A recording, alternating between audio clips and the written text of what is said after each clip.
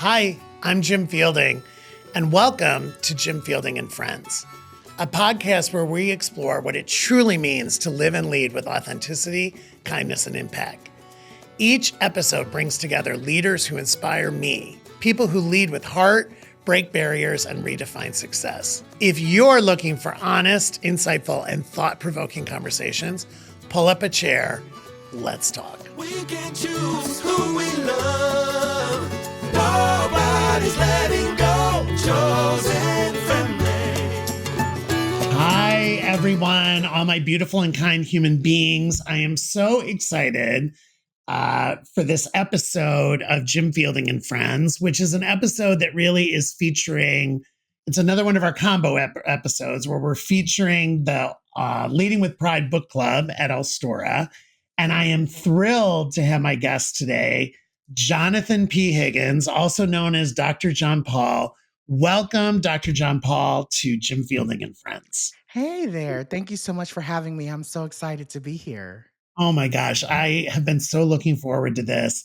So, to start off, I want you to share your bio. I love when my guests share their bio rather than me reading a canned bio. Yeah. You tell our listeners and our viewers the Dr. Jon Paul story you want them to know, and then we will dive in. Okay.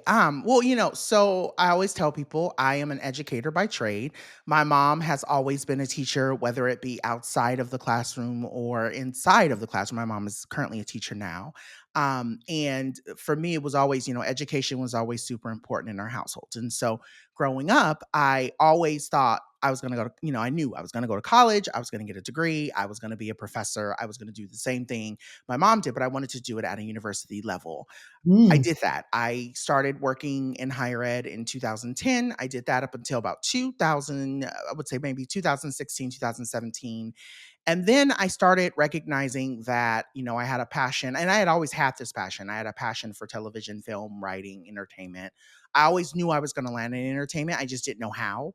mm, And I was actively, at the same time I was educating, I was doing a lot of women's studies courses. I was doing a lot of, you know, I'll say this: when I was in college, I took a course called The Art of Film, and I will always say Aaron Race, who was my professor at that time, he inspired me so much in terms of thinking about things that I didn't see, because his course, The Art of Film, it had a lens of he was queer. He was very, very methodical about how he taught the class, and it really inspired me to start thinking actively, more about how do I see myself in television, how do I see myself in film, and that's basically how he taught the course.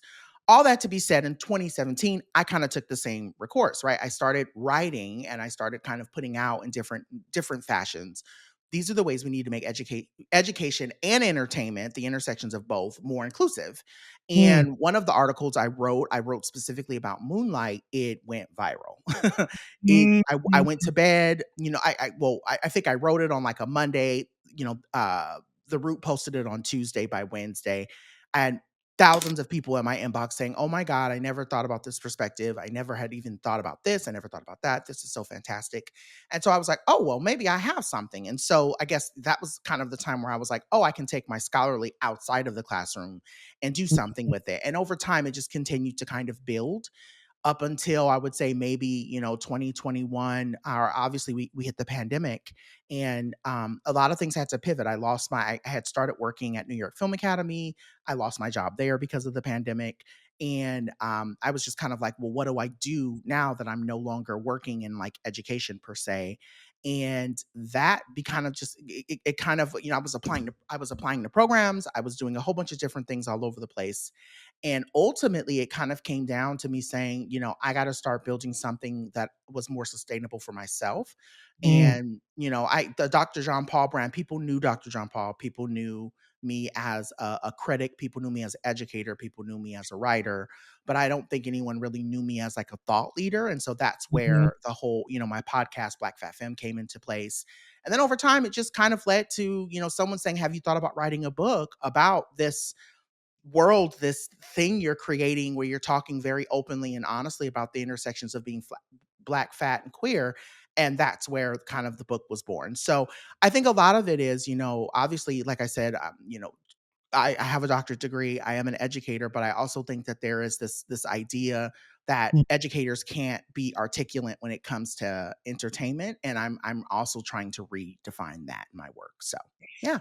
Oh my gosh. No, but I mean, okay, and here is the book, by the way. I have the book, and you know Oh, that hey. there it is. I have torn this book. I had little post-it notes in it, but it didn't look nice, so I took the post-it notes out and then made my little notes. But I I had heard of you, to your point, and I knew about the podcast, but the book, Mhm. when I really read the book, I was like, "Oh my gosh, I have to get to know this person." And um I just found, I mean, that's part of why I chose it for the book club, because the whole thing about this book club is, I call it the Leading with Pride book club, but I really, as you know, I wanted books that were written from, for, and by our community, right? Mhm. But that talked about leadership and life and lessons from different lenses. And your book, Mhm. like, check, check, check, check, check, right? Like, I mean, it's and I think you, with that educational background, you're teaching the Mhm. community, you taught me. And listen, when you started out with a reference to Superwoman, I was like, okay, like, I'm into this book, because like, I Mhm. that was such a, still an anthem in my life. Yeah.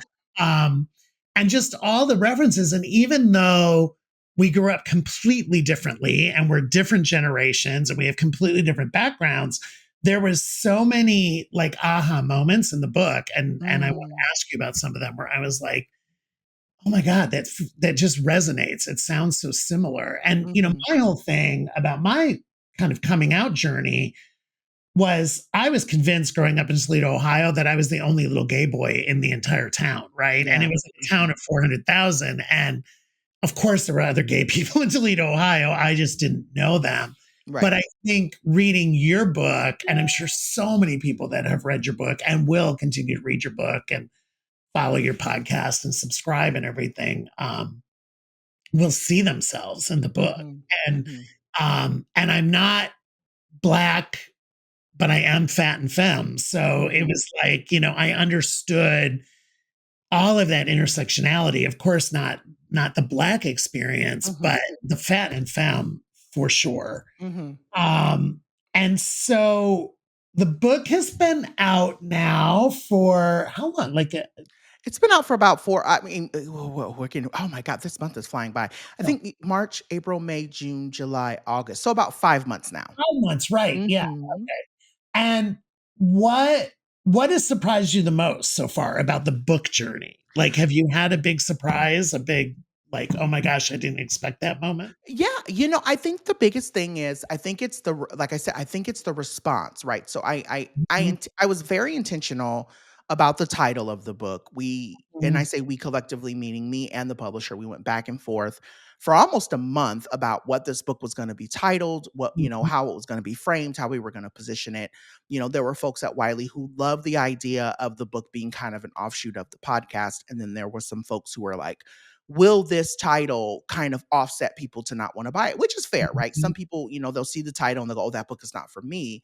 And I think what I've learned is that there are a lot. I think that's been the most surprising thing per se, is it's not that people are picking the book up and reading it. I always knew at the end of the day, I was like, people are going to read this book. But mhm, I think the thing that was more like a, oh wow, was having, I'll never forget this experience. I had a woman on LinkedIn. I had no idea who this woman was. She inboxed me and she was like, hey, I just want to let you know I paid for premium to inbox you because I had to tell you I picked up your book, and I'm a white woman from, middle America. mhm, I'm the quintessential, story of privilege, right? When you look at me, you look at my family, you look at the world that, I have around me. I literally am mhm, everything that exemplifies privilege. And she's like, and your book spoke to me in ways that I never thought it would. She's like, you literally were talking directly to me, and she's like, and she basically said, I didn't expect that. She said, I picked up the book because I was intrigued by the title. She said, but as I was reading the book, I started recognizing that so much of your life was my life, even though we have completely separate and different walks of life. And so that's the thing I think was, I wouldn't say necessarily surprising, but I think kind of taking it out of the context of the book I wish more people understood that living, there's this I like to think of this global experience that we're all having, right? We're Mhm. all being affected by stuff both on a universal, well, I would say both on a national level, on a global level, and then also on like a universal level. And I Mhm. think folks get so caught up in their head of being like, oh, they can't understand my experience because I'm quote unquote different. And I'm going, you actually might not know what someone else is going through and how much of what they're going through is something you might be going through too, and how much you may share, the same sentiments around that thing. So, yeah, I think that's I been mean, the most surprising. I applaud you for Mhm, sticking to your guns on the title. And by the mhm, way, I think the subtitle, revealing the power of visibly queer voices in media and learning to love yourself, right? mhm. Well, first off, your picture's cute on the cover. Like it looks Thanks. welcoming. And I think it's a classic. And I say this so often, but like don't judge a book by its cover, right? Tea. Like Mhm, it's literally pick it up, scan it, read the comments. But like when you really dive into this book, and it's so funny because I'm also a Wiley author, and I went through mhm, the same thing on my book cover and title because all pride, no ego, and then in the O of ego is a an interpretation of the pride flag, right? right, And he right. had huge, and then I literally, and just like you on the cover, my subtitle is uh, living and leading authentic, a queer executive's journey to living and leading authentically, and the debate Mhm, on queer, right? The debate on the pride flag, and for valid reasons. I mean, it was right. good to have those conversations, and I'm sure you, like me, I have had some bookstores that won't carry it, or Mhm, some states that aren't that excited about it. But I just felt, I think you and I both have this message of authenticity in our books, and I was like, yeah. if I'm going to share my story, that's my story, right? And but Mhm, I love what you're saying, and I would encourage anybody who hasn't again read the book or subscribed to the book club, like just get into the book, right? Like mhm, it is mhm. for everybody. I mean, there are so many universal life lessons in it, John. Like it's unbelievable. Yeah. So I want to ask you some specific questions about my favorite sections. Yeah. I want to tell you the story about Superwoman because it's this not about me, it's about you. But I'm getting married in a couple weeks. We were just talking Yeah. about that. And I am marrying a black man. And so I'm learning, it's the first time in my entire life I've ever been in an interracial relationship. And Mhm. I literally think he fell in love with me. And he's going to listen to this. He's probably in the other room listening. Because on one of our first dates, Superwoman came on the radio, and I Uh-huh. literally sang the entire song knowing every lyric at like the top of my lungs. And he was like looking at me like, "You like that song?" I'm like, "No, no, no, you don't understand. I Let's talk about it. Yes, you're like, "Let's talk about it." I know that's right. I Yes. literally told him someday Mhm. when I have I have this feeling like I'm going to have a drag show someday. Like, I don't necessarily know if I'm going to be in drag, but I'm like, that is going to be like the opener, That right? has to be. Has And to be. Yes. at this point in my life, Yeah. basically would be the new Dame Edna, right? I'm kind of aging and I'm Mhm. like, I don't know. But I swear to God, he fell in love with me because he was like, okay, this old white dude likes Superwoman, and not only likes it, knows every Every word, word, honey. every piece of emotion. So, Yeah. and I didn't lip sync it. I sang it in my horrible Mhm. voice. But anyway, that, and when you, I it's love it. literally like in the beginning of your book, and I'm like, oh my God, Superwoman. Yeah. So then the other thing is you talk about James Baldwin and Bayard Rustin, which Mhm. I adore. And I now live in Atlanta, like the land of Bayard Rustin, right? So Mhm. Mhm. tell our listeners and our viewers like what those two mean in your life, because Yeah. I loved that part of the book. Yeah, I think both of them gave me, I always like to tell people like, even when I do speaking engagements, I always like to kind of talk about who my ancestors are and who I feel like are the Mhm. folks that are guiding me. And I think there's this tenacity that both James Baldwin and Bayard Rustin had about this notion of speaking truth to power. And I'll be transparent in saying, like, and I've been saying this across kind of, both my podcast and in the different spots that I've had.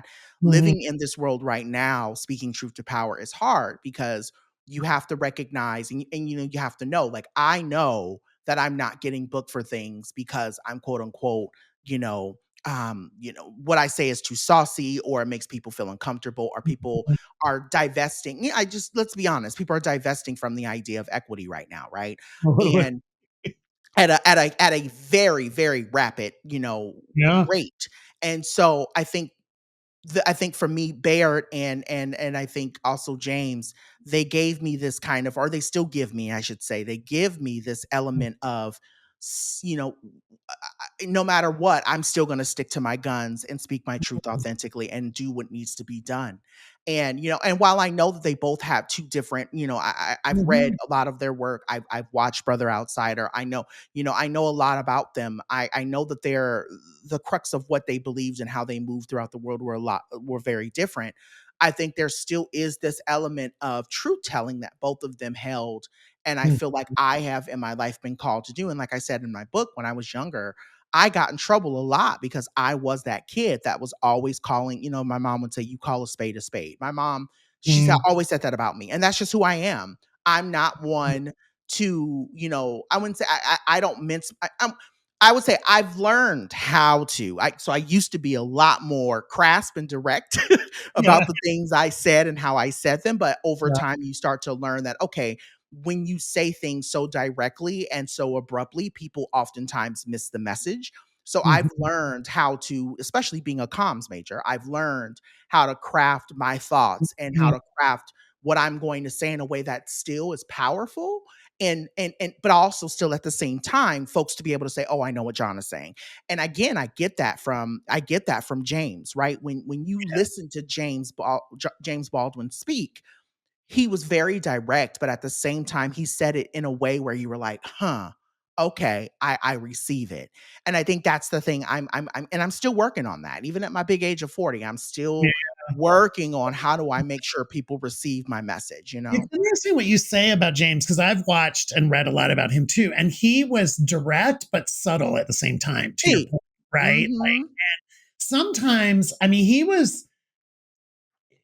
made you think, right? And sometimes I don't think we all got his message, probably. We weren't there, but I don't think people got his message immediately, right? I think Yeah. it was It one took of those some things where time. they were like at home, sitting on the bus on the way home, or like thinking, and they're like, "Oh, that's what he meant." And it's funny because when we talk again, living in Atlanta, and we talk about Mr. Rustin, and when I think about you and what you were just talking about, like his quote about being angelic troublemakers, like when you were writing, I was like, that's Dr. Jon Paul. He's Mhm. an angelic troublemaker. And I really take that to heart too, because I can be blunt, I can be direct, I can be judgmental, to be honest, Mhm. and probably quick to anger and kind of quick to judgment. And I've also learned, and you've turned 40, I just turned 60 this year.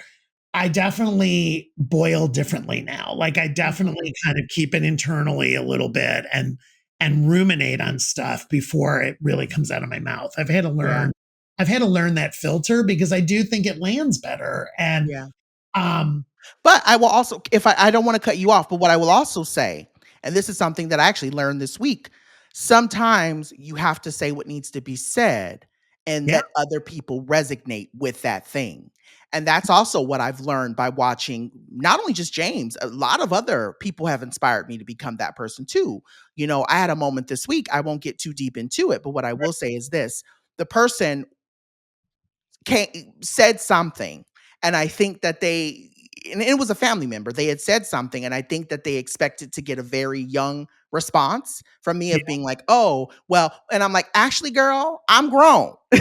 You're not talking to a child anymore, you're talking to a grown person. full And I grown think man, that's, right? yeah, Yeah. and so a grown queer person who has worked very hard to become very comfortable in who they are, so you're not Mhm. going to talk to me any kind of way. And I think that that's the other thing I try to like Yeah. embody in my work and again, the same thing with James, the same thing with and the same thing with Audre Lorde, the same thing with a lot. I can see her face, but I can't think of her name. She just passed away a couple of years ago. She had locks and was very, very direct. Yeah. What is her name? It's going to drive me crazy that I can't say her name off the top of my head. Blame COVID, but anyway, she was a writer as well and was Brain. very, huh? We have COVID brain. Yeah, and so anyway, all of that to say, a lot of the great Black authors and ancestors that we have were very much in the mind of I'm going to say the thing that needs to be said because something needs to change.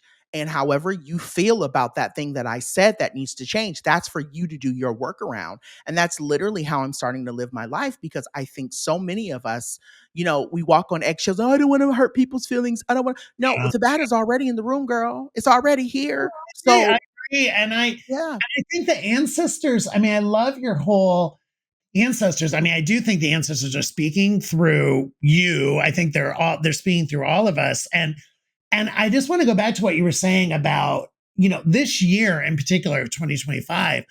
I've had 9 speaking gigs canceled this year, right? For exactly what you're talking about. And that, I'll be honest with you, messed with me, right? Because I was like, and I could sit there and say, I get it. They lost their budget. They lost this. They canceled this.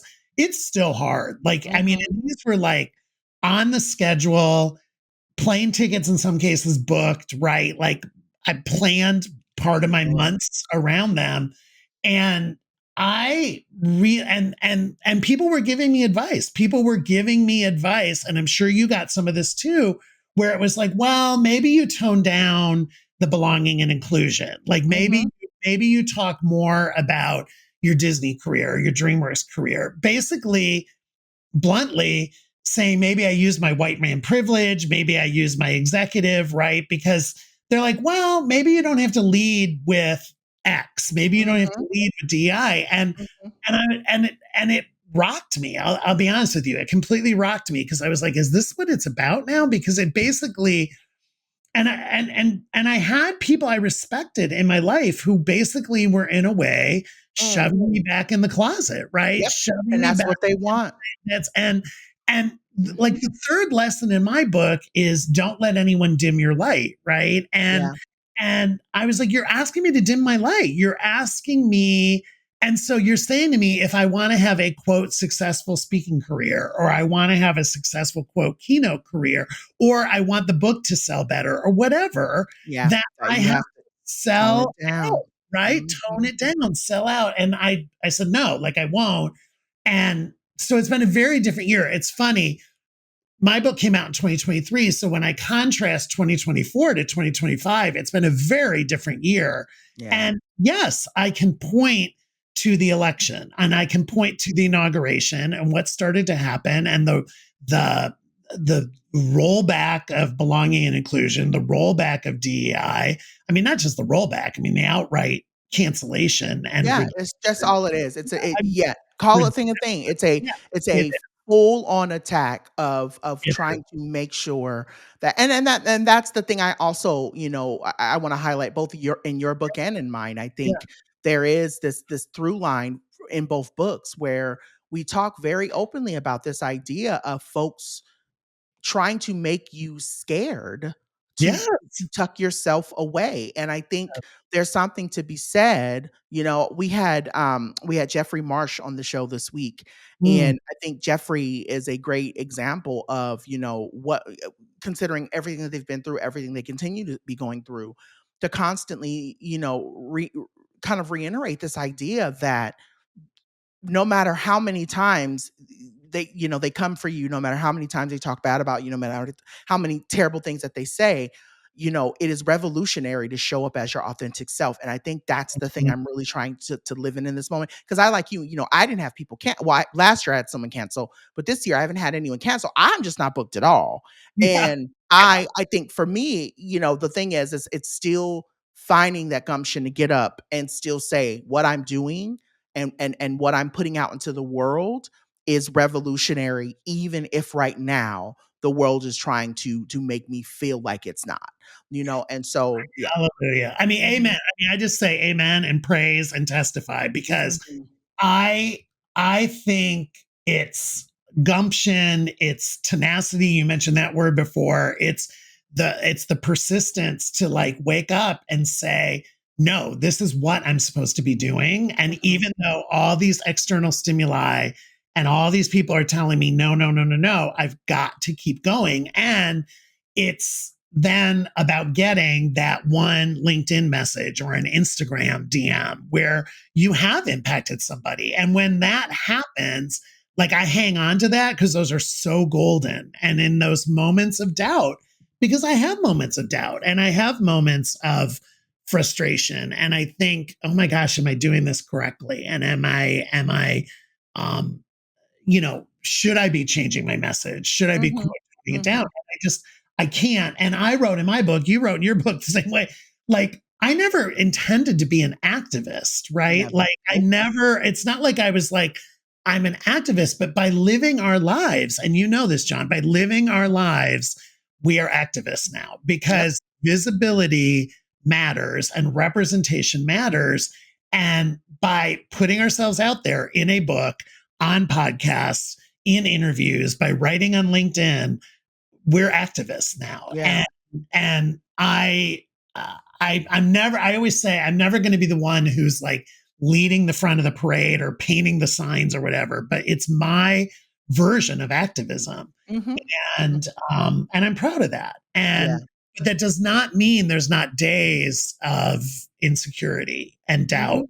and Mhm. um, it's just nice to be in community with you and be reinforcing that. Same. Yeah, it's same. I think to be in a space where someone, and again, who are you to say that you get me, and who am I to say that I get you? But I think the reality is that our world right now is, and Mhm. this is what I've been on this, kick since November 5th. I've been Yeah, saying community, whatever that community means and looks like for you, is going to be the thing that keeps us going and keeps us safe 100%. and keeps us alive and keeps us moving. And so I think for right now, that's really what I was hoping. And that's the thing I will say that I'm most proud about with this book. While the dream is always to be a bestseller, and a dream to be on NBC and to have all of these different things knocking on your door, I think all of these big name companies knocking on your door now because your book is quote unquote successful. I think my success from this book comes with the notion of knowing that there are a community of people who have reached out to me and have said, for years I was looking for a book that Mhm. talked about this thing and this thing and this thing, and now it exists, and it exists through you. And even though you may not know me, or I may not know you or your full story, even after reading this book, I'm just so thankful to be seen. And so I think that's the Mhm. that's the thing for me, is like, it's just, we're Mhm. now living in a world where people are looking for visibility. People are looking to be seen and heard. And I know that the world is doing everything that it can to like silence us. But I think for me, it's waking up every day. And like I said, even turning on the mic today, right? After Yeah. everything that has happened this week, it is still revolutionary for me to say, even with everything that has happened this week and the different ways that this regime, this regime is coming for us, we Mhm. still get on the mic and we're still telling queer people to live their most authentic and happy life. So, 1,000%. And I mean, mhm, you used the word in your book, and I wrote it down like 3 times, audacity, right? mhm, You use that word, and I'm like, yeah, and we get up every day and we put one foot in front of the other, and we have good days and we have bad days, but we know you have a calling. You have such a calling, mhm, and mhm, mhm, I'm here to support you to amplify that voice, and then I feel that support from you as well. All right, so I'm going thank to talk you. about two happy things from the book now. Yeah. So let's talk about RuPaul's Drag Race because you write about Mhm. that and what that meant to you. I know what it meant to me, but share like what that meant to you as part of your journey. Yeah, I think for me, RuPaul's Drag Race came out at a very interesting time in my life per se, I was, and again, trigger warning, I was very suicidal. I was dealing with ideation. I still deal with it, but I don't deal with it Mhm. as much. I felt very kind of like I didn't, as much as I had been to drag shows and I had new drag queens, right? Like I talk very openly about and people know this too, like me and Mayhem we kind of came up together, right? Mhm. I know Mayhem from us frequenting the same clubs, and we became friends, and we kind of have been in the same circles. Same thing. I know Raven. I know Delta personally. Like Yeah. I knew a lot of queens, but there was still this element of feeling like I never really saw myself because I never saw black queens, specifically black fat queens, be celebrated. Mhm. And so even in my own head, right, as I'm watching the show, right, and I talk about the mystique of it all, and I talk about the Stacey Lane Matthews of it all, right? I had up until Latrice Royale, I had never seen a queen be so revered the way that that Mhm. Latrice was kind of encompassed for RuPaul's Drag Race. And so when I say all of that to say, and I also, if you read the book, I have a very interesting relationship with RuPaul because while I am appreciative of the work that RuPaul has done and continues to do for the queer community, there are a lot of things that RuPaul has done that is very problematic and have also caused a lot of pain to a lot of different people. And so Mhm. I've also been vocal about that. And so I always laugh because I always say, I know that RuPaul's Drag Race probably knows who I am, and they probably will never invite me to be on that panel with RuPaul. But I say that to say, I'm grateful for kind of in the words of my mom, shout out Edwina, you know, um, my mom would always say, eat the meat and spit out the bone. And so I think for me, it's one of those things of like with RuPaul's Drag Race, I can do that. I was able to find the meat in that show that I needed to kind of nourish myself. And then the things that I didn't like, I was able to kind of like set those aside and critique them and be able to kind of say like, everything we watch, everything we engage in entertainment, everything. I mean, because it's all about consumption. It's all about commodification. It's all It is. about, the money, right? It's all about what's going to get ratings for people to be able to keep watching the show. And so there are things, especially and again, this, right? Working Right. for entertainment or working in entertainment, Yeah. you know, there are things that people are just gonna overlook or things that folks are gonna say, oh, it's not that big of a deal when really it is. And so all of that to be said, kind of like I said, getting up to 2000, I think it was 2012 or 2013, when I see Latrice, right? That was the thing I needed at that moment. And that's the thing I will always hold is Mhm. that there are times where you feel things about certain things, but who knows when you're gonna see that thing or see that person that you need in that moment. And for me, it was Latrice, and so I was really grateful for that. Well, what I love about how you're articulating this, especially because we both come and have studied, you definitely have studied the media and entertainment world. I've Mhm. kind of learned it from working in it. Is Mm, what you just articulated for anybody listening or anybody watching is called critical thinking, right? right. I mean, it's not nothing I watch or nothing I consume. And I'm talking, documentaries, books, movies, television series, reality shows, Mhm. like you can't take any of them hook line or sinker because That part. they are entertainment, and but you're sitting there doing critical thinking. And it was funny for me because one of the things I did in the pandemic, in the lockdown, was I went back and watched from like season 1 all the way up to the present day at We that did time too. in Mhm. order. Like it was like one of my binging things I was doing as I was Mhm. laying there on the couch. And you could watch how the show evolved, and you could watch how the queens evolved, and you could watch the different stories. But again, I was sitting there with a critical eye and doing critical thinking. But what I was taking away from it was an extreme appreciation for the talent, right? Just Mhm. Mhm. the talent and the storytelling and the magic of Mhm.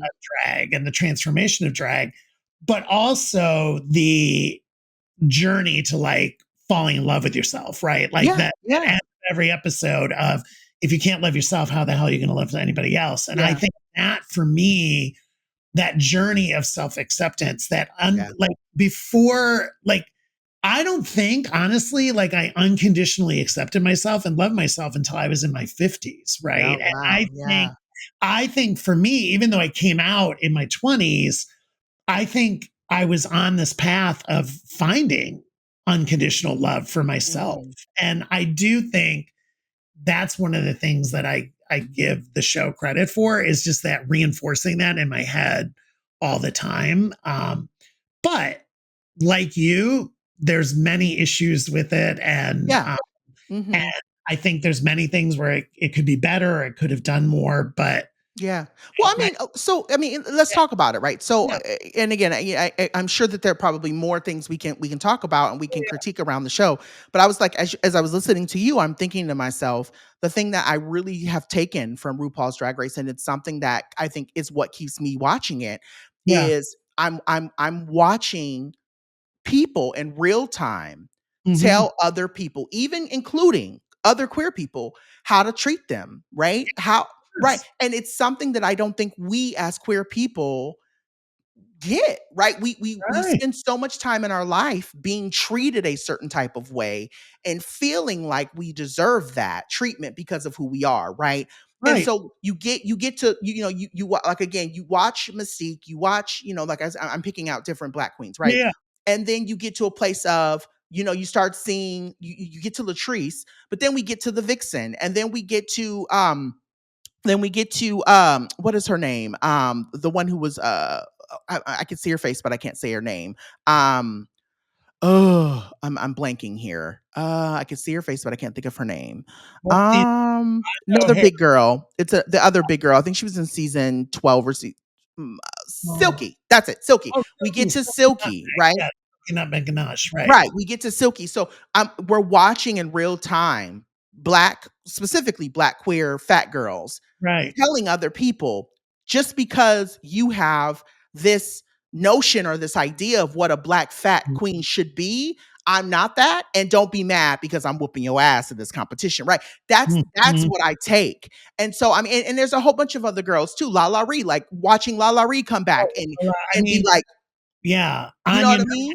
Anya On Nerve, your nerves, right? Like right? all of these things, right? And so like I mean, even thinking about, and so like my biggest thing right now is, I have been I am an Aja stan. And when I say I'm an Aja stan, it's because I'm watching Aja in real time Mhm. literally reclaim her power and Oh, saying, y'all talked so shitty, people talked shitty about me in years past. Now yeah, I'm a full now I'm a woman, and I like who I am and I love who I am. And I'm like, yes, I and fuck with her, and you I'm know? celebrating. I'm Yes. celebrating who I am. I mean, it's one of the things I have to say about the franchise. Again, if you are a fan of the franchise, whatever your definition of fandom is, one of the things I like about All Stars and these different editions is like you do see the growth in the people, right? You see, like, I mean, listen, I last week I was in New York and I saw Jinx Monsoon in Yeah. O'Mary, right? And when I Mhm. think of Jinx Monsoon from her first season, season 5, which she won, but that Jinx of that to Jinx of All Stars to then seeing Jinx live on stage on Broadway, like Yeah. as the lead of a Broadway show, I get emotional about it because I feel like she's living her truth. Like Mhm. she Mhm. is living her authentic truth. She manifested this. Mhm. Like if you watch the old show, she talked about wanting to be on Broadway, and she went and did Mama Morton in Chicago, and that is where I just try to stay in that moment of like, okay, exactly what you're talking about with Aja.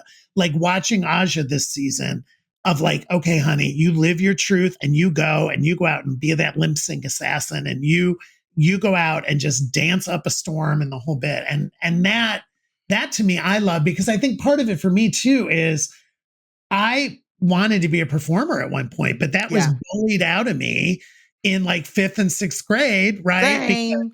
I Same. was in the choir, Mhm. I was doing theater, and I literally dropped out because I was like, I am getting bullied so mercilessly, and Yeah. I cannot give them any more ammunition, right? It's Yeah. another dim your light moment. And so I think for me, it's like one of those things, like the old joke is you can't be an athlete, be an athletic supporter, right? Which is a bad joke. But Yeah. I feel the same way about theater and musical theater and drag. It's like if you can't do it yourself, be a supporter, be a Yeah. fan. Yeah. And Oh God, and yes. I Yeah. mean, and that's where like I'm going to, when they're live and like when they're on tour, but I think the journey like I get into people's stories. I really, really do, because I'm a storyteller. You're a storyteller. Like I want to know warts and all. I want to know the highs and the lows. Aja was amazing about that. Like I Yeah, feel like she has owned her story and shared her story with us. absolutely fantastic. But Mhm. always have that critical eye, right? Always be Mhm. a critical thinker. And it's like I don't just drink the Kool-Aid. Like I definitely Right. like, I wanna know the ingredients too, yeah, honey. Yeah, I exactly. know. It's like it Uh-huh. makes me think. Like Mhm. you've got to be a thinker. Yeah. Okay. So another one of my favorites from the book, again, why I was like almost crying through the book, Luther, Luther, Luther, My right? yes. The My like, girl. I mean, oh, come on. Like, Yeah. come on. And when you wrote Luther could sing, and I was like, oh. Yeah. And again, 60-year-old white man, 40-year-old black man, like I grew up on Luther, right? Yeah. And I don't even think I ever, when I was younger, I don't think I really realized his struggles and everything that was going on. Like I knew his weight struggles. I knew he was getting bigger and smaller, and I was having those issues as well. But his music Yeah. still. It resonated with so many people, and like I Yes. said, if and when you hear this and you make the if you haven't had the chance to read the book, Yeah. you'll learn. Like I too was in the same vein of like Yeah. I only knew Luther as a talent. I never really saw Luther as a person per se. Person. Up Yeah. until watching the documentary, right? Yes. And I still keep saying I really need to rewatch it, and I plan to. Yeah. But I think for me, it was really listening and hearing this idea of the way, in a lot of ways, like me, right? How the world, how Luther saw wanted to see themselves. Perfectionism is what I feel like ate Luther up a lot, Yeah. no pun intended, and I Yes. think the other piece of that was striving and trying to attain this perfect image of who they are and who they wanna be, and Mhm. knowing that there's, something on the other side society is still critiquing them for, and Yes. so I think that is why I opened the book talking about Luther, because as much as I was young and I didn't understand fully, and that's what I tell people too. Me including Luther in the book has nothing really to do with the idea of whether Luther was queer or not. That's a whole conversation for a different day. And Yeah. honestly, I don't know if I need to be in that conversation. But Right. what I will say and what I know is that Luther Vandross emulated and had a lot of things that were very similar to me as a child, and it was Mhm. a lot of things that the world didn't like about Luther, and it was a lot of things that the world didn't like about me, and I saw that Mhm. very, very Mhm. early on in my life. And Totally. so I think, like I said, I listened to, his song. When you listen to Only Love, I think that's probably one of the most it's such a beautiful song, but it is a really sad song. Like if you really listen, you can hear him literally like saying like, is there anybody in this world who can just love me for who I am? Um Yeah, and I and think yeah. when Mhm. you listen to those songs, many of his songs, at different points in your life, right? Like for me right now, Dance with My Father is really, really hard because I lost my father. He was 72. I feel like I lost my father young. Yeah. We had I think 72 is young, especially now that I turned 60. And Mhm. listen, I mean, anybody who's read my book knows my dad and I had a very up and down relationship, but the last 20 years of his life, it was amazing. Mhm. And I'm so thankful that we were able to heal. But when you listen to that song after losing your father, like, and Right. like that, like before I heard the song before, I was like, oh, that's a nice song. Now I listen to it and I'm like, Whole different song. I'm a Mhm. wreck. And like when somebody else sings it and no one can sing it like he does, but when someone, tries to cover it, it still wrecks me in the same way. I mean, it's and I think that's the power again, but the power of storytelling, the power of songwriting, the power of all of it, I mean, is something that means so much to me. Well, I'm watching our time because I want to be respectful of your time and our listeners' time. We could do this forever, and we're going to do another one. We're going to do another one. We're going to figure out how to do it in person. But I want you to take the last couple of minutes here and share I mean, you have so much wisdom and so much insight and so much positivity and so much reality in you, but share just some final parting thoughts with our listeners and viewers. Yeah, I think my final words and outside of one, not necessarily just go buy the book. I think it's I want us to sit, not just my book, but even your book, any Yeah. book. I want us to sit with this literature, and I want us to really think about the idea of how so many of us are pushing through in so many different ways, Mhm. considering all that's happening in the world right now. And also, like, my biggest thing is find your joy wherever you can find it, right? Mhm. Drag race is a joy for me. Music is a joy for me.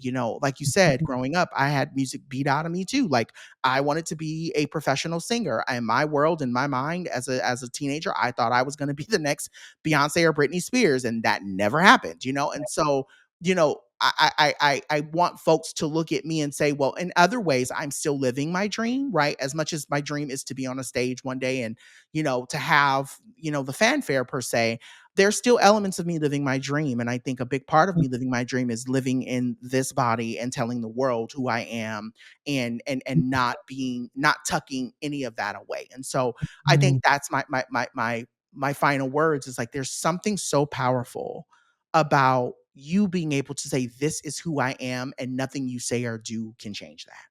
And Oh, I want people, and again, I still, even now, even with all I've done, even with all I've ascertained, even all of the things that I have my name is on, and all of the opportunities I've had, I still have people saying, "Oh, Jon, maybe you should think about it this way." And you have to actively say, "No, I'm not going to think about it that mhm. way. I Mhm. know who I am. I know what I stand for. I know what Mhm. I want my work to stand for, and what I want my life to stand for. It's going to be this way or no way at all." That in itself is your personal power. And so I just want, like, that's the message that I have, is we That is can't gold. we can't fold. We can't. That's gold. No, I mean, that is gold for, I mean, for everybody.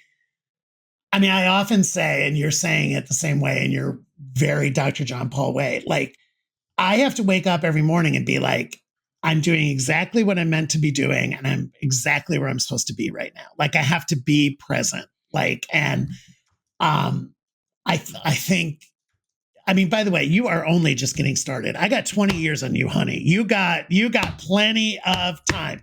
So Thank you. the book, Black Fat Femme, where else can they find you?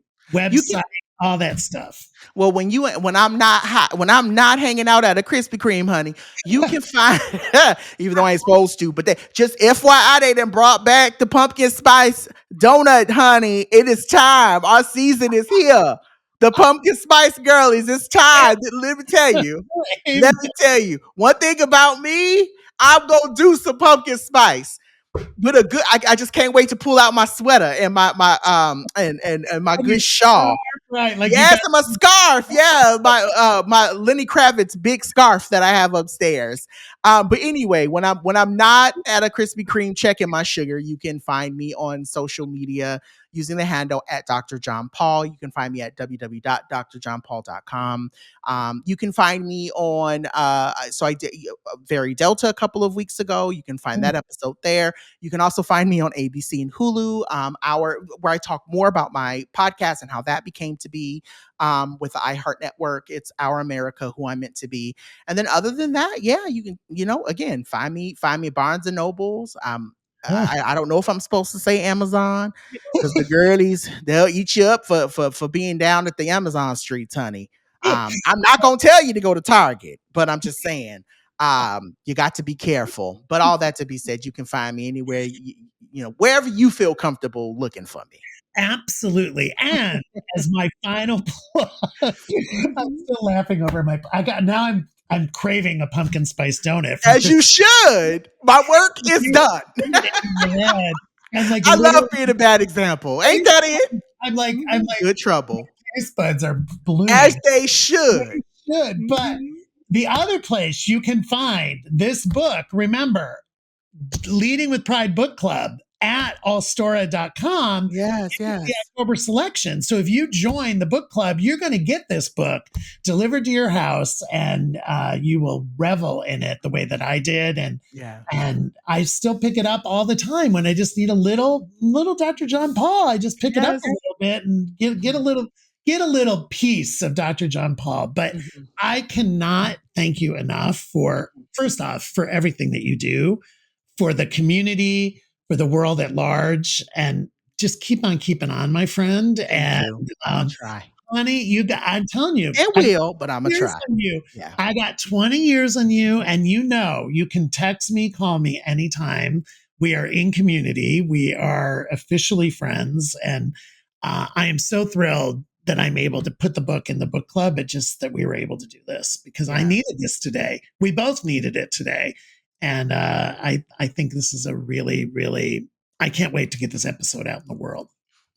Thank you. And again, thank you for thinking of me. I always like to say there are a million other people that you can be thinking about and you Mm, could be supporting and you could be reaching out to. And to know I was one of the people, I truly mm. greatly appreciate it. So No, thank it's you for having me. I'm beautiful. really happy to be here. You.